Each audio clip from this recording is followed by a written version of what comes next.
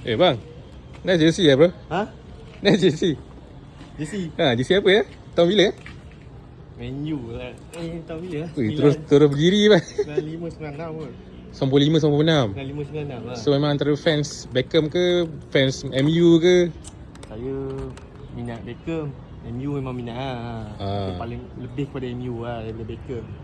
Lebih kepada MU. Sebab time tu Beckham handsome. Beckham handsome kan? Orang minat Beckham sebab dia handsome. Alright. So ni antara style-style rambut Beckham ni. Mesti lah. So antara player lain yang bro minat antara selain Beckham? Ada seorang left wing, Ryan Giggs. Ryan Giggs So selain Ryan Giggs, Beckham? Macam lah striker macam apa nama, Andy Cole. Lepas tu siapa lagi Roy Keane, Cantona. Tu memang power lah, legend lah. Oh, Roy Keane kaki parap tu. So So tadi bro ada mention Ryan Giggs. Sebab Ryan Giggs nanti akan datang Malaysia tau, 3 hari bulan 10 nanti. serius lah? 13-10? Dia All-Star legend sebab dia kumpulkan semua legend untuk main dekat Stadium Bukit Jalil nanti.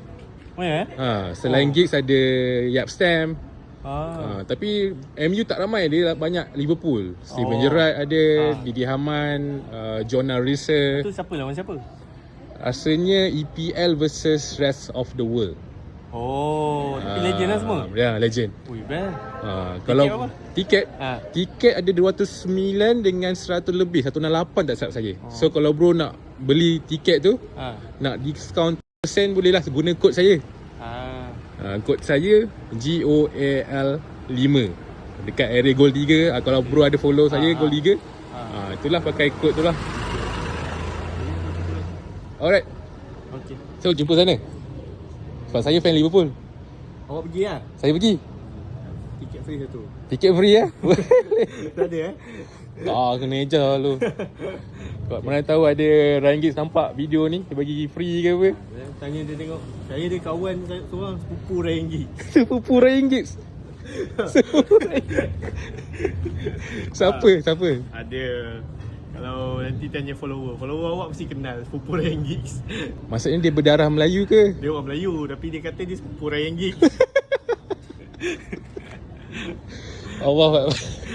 Okay lah kata. Okay, thank you. Thank you. Nanti saya beli tiket Alright, thank you, bye.